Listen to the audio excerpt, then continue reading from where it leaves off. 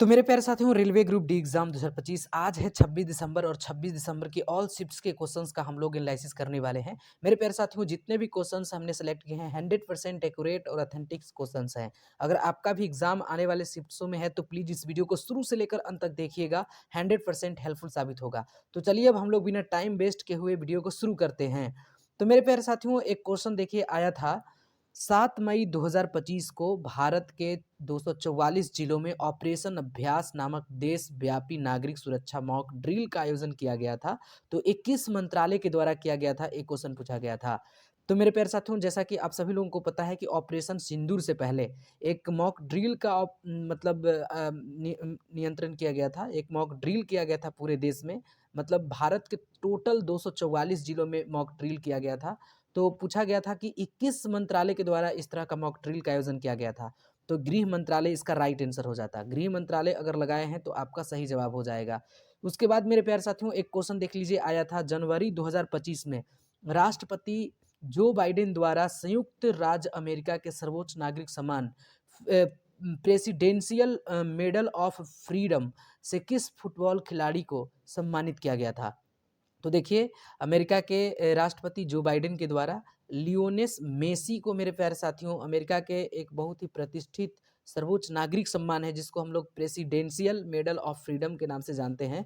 तो लियोनस मेसी का मेरे प्यारे साथियों इस पुरस्कार से सम्मान किया गया था। उसके बाद अगर आप लोगों को जानना है कि लियोनेल मेसी कहाँ के रहने वाले हैं, तो पता होना चाहिए कि अर्जेंटीना के मेरे प्यारे साथियों एक महान फुटबॉल खिलाड़ी हैं, महान फुटबॉलर हैं, जो कि अमेरिका के सर्वोच्च सम्मान नागरिक सम्मान प्राप्त किए हैं और उस सम्मान का नाम पूछा है प्रेसिडेंशियल मेडल ऑफ फ्रीडम। जी हाँ, प्रेसिडेंशियल मेडल ऑफ फ्रीडम। तो मेरे प्यारे साथियों, ये पहले पुरुष फुटबॉलर हैं जो अर्जेंटीना के नागरिक हैं जिन्हें ये सम्मान से सम्मानित किया गया है। तो ये मोस्ट इंपॉर्टेंट क्वेश्चन बन गया था और इसीलिए क्वेश्चन को पूछा है। ठीक है। उसके बाद मेरे प्यारे साथियों, एक क्वेश्चन आया था जून 2025 में केंद्रीय गृह मंत्री अमित शाह ने किस राज्य के लिए सैटेलाइट आधारित बाढ़ जोखिम क्षेत्र एटलस का शुभारंभ किया। तो देखिए, ये असम राज्य में किया गया है और गृह मंत्री अमित शाह ने इस सैटेलाइट को लॉन्च किया है। ठीक है, तो इसको ध्यान रखिएगा। एक क्वेश्चन मेरे प्यारे साथियों आया था कोप 30 से। देखिए, कोप 30 का आयोजन 2025 में कहाँ किया गया था। कोप 30 मतलब कि संयुक्त राष्ट्र जलवायु परिवर्तन सम्मेलन जिसका होता है मकसद। तो ये बेलम में किया गया था, ब्राजील के बेलम में। इसका राइट आंसर ब्राजील के बेलम हो जाता। मेरे प्यारे साथियों, 10 से 21 नवंबर 2025 के बीच में कोप 30 का आयोजन किया गया था, इसको भी ध्यान रखिएगा, और ब्राजील के बेलम में इसका आयोजन किया गया था। उसके बाद मेरे प्यारे साथियों देख सकते हैं कि एक क्वेश्चन आया था भारतीय रिजर्व बैंक यानी रिजर्व बैंक ऑफ इंडिया ने कब तक भारतीय बैंकों के लिए विशेष इंटरनेट डोमेन बैंक.in को अपनाने का निर्देश दिया है। तो देखिए, 31 अक्टूबर 2025 तक पूरा किया जाना था, लेकिन इस डेट को आगे मेरे प्यारे साथियों बढ़ा दिया गया है। ठीक है, और इसका मुख्य उद्देश्य मेरे प्यारे साथियों अगर आपसे पूछे तो मुख्य उद्देश्य क्या है, तो साइबर सुरक्षा को मजबूत करना है। नकली जो वेबसाइट है मेरे प्यारे साथियों, नकली वेबसाइटों को फिशिंग हमले से बचाना है और डिजिटल बैंकिंग में जनता का विश्वास को बढ़ाना है। ठीक है, यह नया डोमेन केवल एक उन संस्थाओं को मिलता है मेरे प्यारे साथियों जो आरबीआई द्वारा विनियमित होते हैं और जिससे ग्राहकों को असली और नकली वेबसाइट के बीच में अंतर का सामना होता है, यानी आसान हो जाता है नकली है या असली है। ठीक है। नेक्स्ट मेरे प्यारे साथियों, चले तो एक क्वेश्चन मेरे प्यारे साथियों पूछा गया था, देख सकते हैं क्वेश्चन आया था अगस्त 2025 में इंटरमीडिएट रेंज मिसाइल, ठीक है, अग्नि 5 का सफल परीक्षण किसके द्वारा किया गया। तो देखिए, ये सामरिक बल कमान के द्वारा किया गया, नहीं एसएफसी के द्वारा, स्ट्रैटेजिक फोर्सेस कमांड के द्वारा मेरे प्यारे साथियों इंटरमीडिएट रेंज मिसाइल अग्नि 5 का सफल परीक्षण किया गया था। और ये कहाँ किया गया, तो 20 अगस्त 2025 को किया गया था उड़ीसा के चांदीपुर से। ठीक है, उड़ीसा के चांदीपुर, याद रखिएगा मेरे प्यारे साथियों, उड़ीसा के चांदीपुर से किया गया था।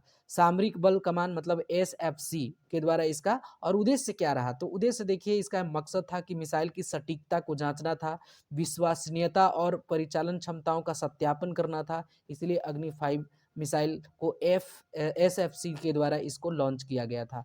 मेरे प्यारे साथियों, इसके बारे में अगर जानना है तो देखिए ये अग्नि 5 मिसाइल क्या था, जो स्वदेशी है, हम लोगों के द्वारा बनाया गया, भारत के द्वारा विकसित किया गया है और परमाणु सक्षम है मेरे प्यारे साथियों। मतलब 5000 किलोमीटर से अधिक की दूरी मारक क्षमता वाली मिसाइल है, तो इसको भी ध्यान रखिएगा। उसके बाद मेरे प्यारे साथियों एक क्वेश्चन क्या पूछा गया था, एक क्वेश्चन आया था आईपीएल 2025 के अंत तक किस खिलाड़ी ने टूर्नामेंट के इतिहास में सबसे अधिक अर्धशतक लगाने वाले खिलाड़ी बन चुके हैं। तो देखिए विराट कोहली इनका नाम आ जाएगा, विराट कोहली। मेरे प्यारे साथियों अब आईपीएल के इतिहास में पूछा है तो आईपीएल से मोस्ट इंपॉर्टेंट क्वेश्चन क्या क्या बन सकते हैं। तो देखिए आईपीएल 2025 का कौन सा संस्करण हुआ, तो 18वां संस्करण हुआ। मेरे प्यारे साथियों जीतने वाला यानी विजेता का नाम पूछ सकता है, तो रॉयल चैलेंजर्स बेंगलुरु ने पहली बार इस किताब को जीता है और उप विजेता वहीं पंजाब किंग्स को हरा करके, ठीक है। ऑरेंज कैप किसे मिला, तो देखिए जो सर्वाधिक रन बनाते हैं उन्हें ऑरेंज कैप दिया जाता है, जिसमें साई सुदर्शन को दिया गया था, ठीक है। 759 रन मेरे प्यारे साथियों पूरे आईपीएल में इनका रहा था। और पर्पल कैप किन्हें दिया गया, तो जो सर्वाधिक विकेट लेते हैं उनको पर्पल कैप दिया जाता है, जो कि प्रसिद्ध कृष्णा, एक क्वेश्चन भी पूछा था मेरे प्यारे साथियों किसी शिफ्ट में, ठीक है। प्रसिद्ध कृष्णा तो को पर्पल कैप दिया गया और ऑरेंज कैप साई सुदर्शन को दिया गया। पर्पल कैप मेरे प्यारे साथियों सर्वाधिक विकेट लेने वालों को दिया जाता है। टोटल आईपीएल के इतिहास में मेरे प्यारे साथियों 2025 में 18वें संस्करण में 25 विकेट प्रसिद्ध कृष्णा के द्वारा लिया गया, ठीक है। अगर क्वेश्चन पूछ देगा कि रॉयल चैलेंजर्स बेंगलुरु के कप्तान यानी किनके कप्तानी में जो है बेंगलुरु ने आईपीएल 2025 का खिताब जीता है, तो रजत पाटीदार राइट आंसर हो जाएगा, रजत पाटीदार, इसको ध्यान रखिएगा, ठीक है। उसके बाद देखिए एक क्वेश्चन मेरे प्यारे साथियों क्या आया था, एक क्वेश्चन आया था सितंबर 2025 में प्रकाशित बुकर पुरस्कार विजेता लेखिका जिनका नाम है अनिरुद्धति रॉय, इसके पहले संस्करण के शीर्षक का नाम क्या है, तो मेरे प्यारे साथियों mother Mary comes to me, इनके पहले शीर्षक का नाम क्या है, mother's Mary comes to me इनका शीर्षक है। और आपको पता होना चाहिए कि अरुणधुति रॉय का पहला संस्करण है जो उनके मेरे प्यारे साथियों जीवन के अनुभवों और विचारों पर केंद्रित है, तो इसको ध्यान रखिएगा। Mother Mary comes to me ये अरुंधति रॉय का ये पहला संस्करण है, ठीक है। और यह पुस्तक उनके पहले उपन्यास the God of small things के लिए बुकर पुरस्कार जीतने के बाद उनके जीवन की यात्रा को दर्शाने का काम करता है, तो इसको याद रखिएगा मेरे प्यारे साथियों। उसके बाद चलिए एक क्वेश्चन देखिए क्या आया था, एक क्वेश्चन आया था, देख सकते हैं क्वेश्चन आया था एक क्षारीय विलयन का पीएच मान क्या होता है, तो देखिए 7 से जब अधिक होगा किसी का पीएच मान तो क्षार में बदल जाएगा, अगर 0 होगा तो उदासीन होगा, 0 से मतलब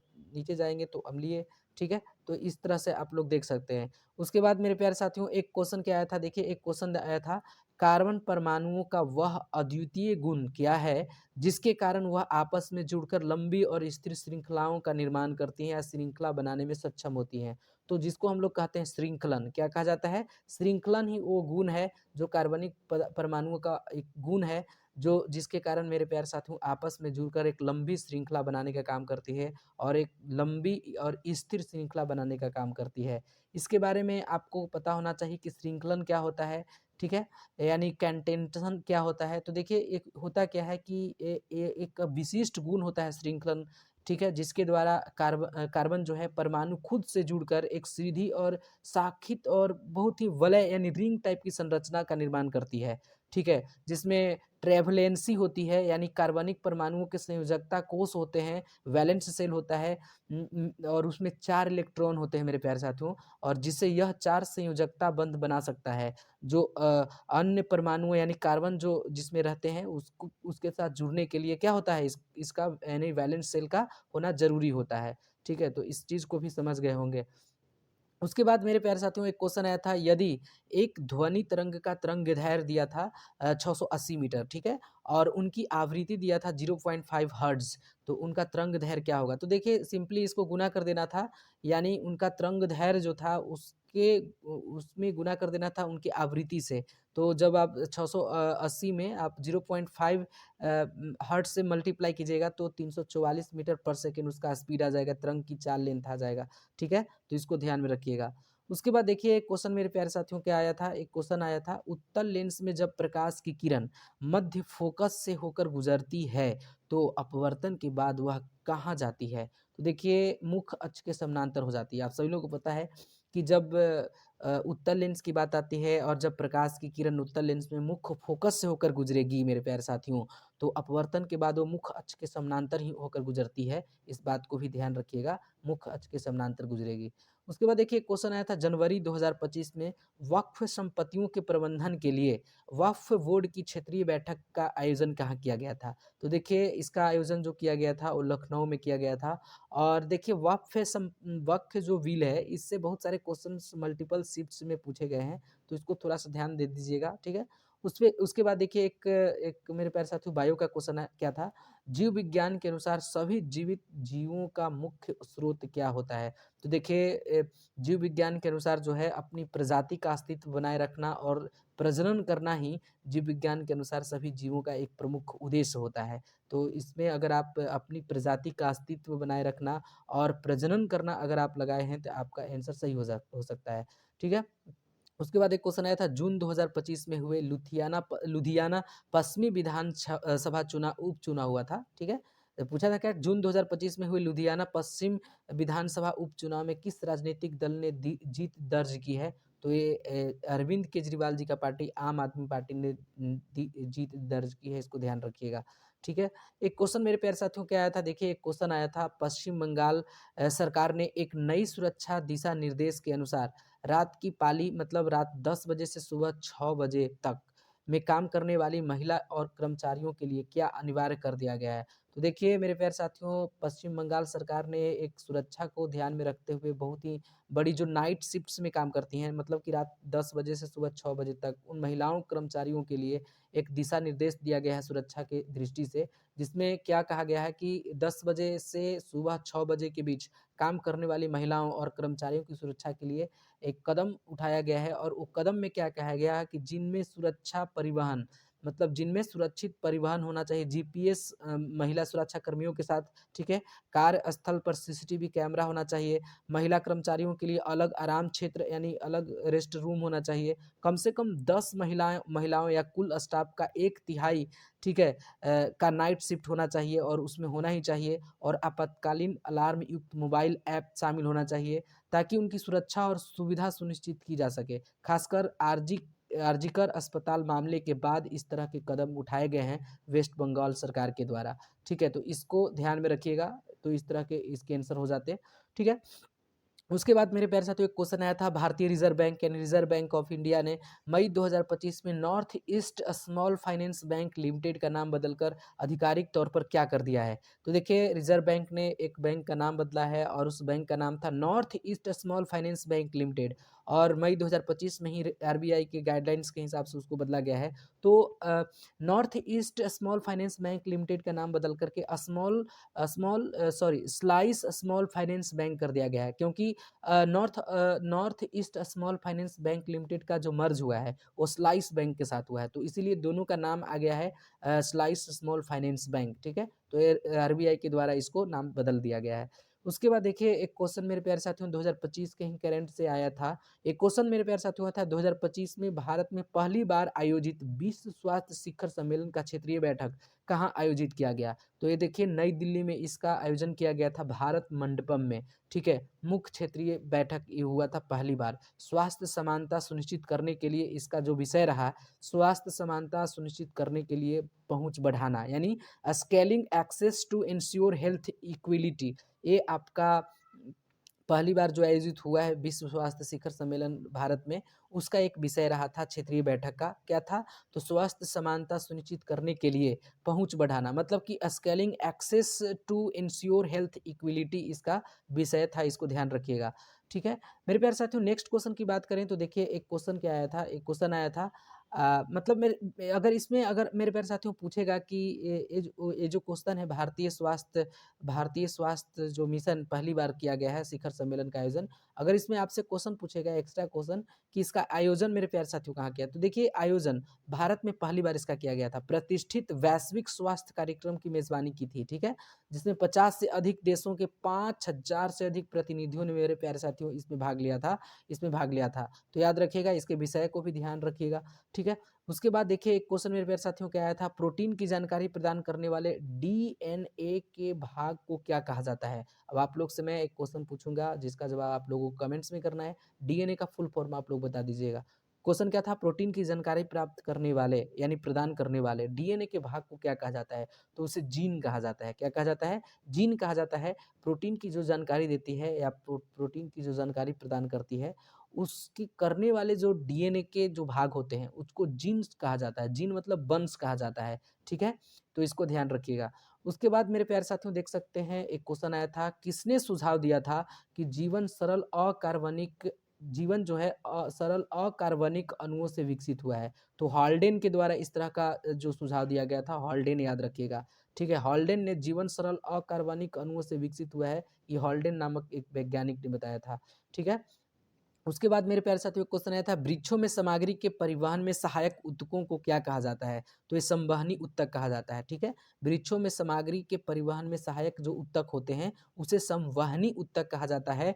पादप ऊतक में अस्थायी ऊतक के दो मेरे प्यारे साथियों भाग होते हैं, ठीक है, एक सरल ऊतक होता है और एक जटिल ऊतक होता है, ठीक है। आप लोगों को इस बात को हमेशा ख्याल रखना चाहिए कि पादप जो ऊतक होते हैं उसमें दो अस्थायी ऊतक के भाग होते हैं। अस्थायी ऊतक के कितने भाग, दो भाग होते हैं, एक सरल उत्तक और एक जटिल उत्तक, जिसमें सरल उत्तक का मेरे प्यारे साथियों आपको काम का होता है कि भोजन का निर्माण करना, क्या करना, भोजन का निर्माण करना तथा आंतरिक सहायता प्रदान करना। और जटिल उत्तक में जाइलम एवं फ्लोएम तक उत्तक पाए जाते हैं, इस बात को याद रखिएगा, जिसे संवहन उत्तक कहते हैं, ठीक है। इनका काम क्या होता है, जल एवं खाद्य पदार्थों का पौधों में अन्य भागों तक इसका संवहन करना है। तो इस जटिल उत्तक में यही यही जाइलम और फ्लोएम ऊतक पाए जाते हैं जटिल ऊतक में, ठीक है। और जाइलम और फ्लोएम का काम समझ ही रहे हैं, यानी जटिल ऊतक का काम क्या है कि मेरे प्यारे साथियों इनका काम है कि खाद्य पदार्थों को पौधों के अन्य भागों तक क्या कीजिए, पहुंचा दीजिए, तो इसको भी ध्यान रखिएगा। उसके बाद देखिए मेरे प्यारे साथियों एक क्वेश्चन क्या आया था, जब कैल्शियम ऑक्साइड पानी के साथ अभिक्रिया करता है तो किसका निर्माण मतलब प्यारे साथियों किसका उत्पादन होता है, तो देखिए एक कास्टिक चूना का उत्पादन होता है। जब कैल्शियम ऑक्साइड पानी के साथ अभिक्रिया करता है तो चूना का निर्माण कास्टिक चूना का निर्माण करता है। अब इसके बारे में आप लोगों को जानना होगा और भी पॉइंट्स मेरे प्यारे साथियों, कैल्शियम ऑक्साइड या जिसको हम लोग कली चूना के नाम से भी जानते हैं, ठीक है, जल से जब क्रिया करती है तो कैल्शियम ऑक्साइड या कास्टिक चूना का निर्माण करता है, जिसका उपयोग हम लोग दीवार को रंगने में, पुताई करने में करते हैं, तो इस चीज़ को भी ध्यान रखिएगा। उसके बाद देखिए एक क्वेश्चन मेरे प्यारे साथियों क्या आया था, एक क्वेश्चन आया था, मधुमक्खी के डंक का इलाज करने के लिए किसका घोल का उपयोग किया जाता है, तो बेकिंग सोडा का उपयोग किया जाता है, बेकिंग सोडा के घोल का उपयोग किया जाता है, ठीक है। बेकिंग सोडा या जिसको हम लोग सोडियम बाइकार्बोनेट के नाम से जानते हैं, बेकिंग सोडा का एक और नाम क्या है, सोडियम बाइकार्बोनेट, ठीक है। मेरे प्यारे साथियों सोडियम बाइकार्बोनेट एक अकार्बनिक यौगिक है, इसे मीठा सोडा या खाने के सोडा के नाम से भी हम लोग जानते हैं, ठीक है। और इसका IUPAC के नाम के बारे में अगर पूछेगा तो सोडियम हाइड्रोजन कार्बोनेट होता है, और इसके घोल का उपयोग हम लोग मधुमक्खियों के डंक का इलाज करने में करते हैं, जिससे फफोले ना पड़े, इसलिए इसका इस्तेमाल किया जाता है। तो मेरे प्यारे साथियों आज के वीडियो में बस इतना ही। मेरे पास जो भी क्वेश्चंस मेरे प्यारे साथियों आए 100% एक्यूरेट और ऑथेंटिक क्वेश्चन है। तो अगर आपका भी आने वाले शिफ्ट्सों में एग्जाम है तो प्लीज़ इस वीडियो को शुरू से लेकर अंत तक देखिएगा, 100% हेल्पफुल साबित होगा। तो चलिए आज के वीडियो में बस इतना ही, मिलते हैं हम लोग नेक्स्ट वीडियो में, तब तक के लिए टेक केयर।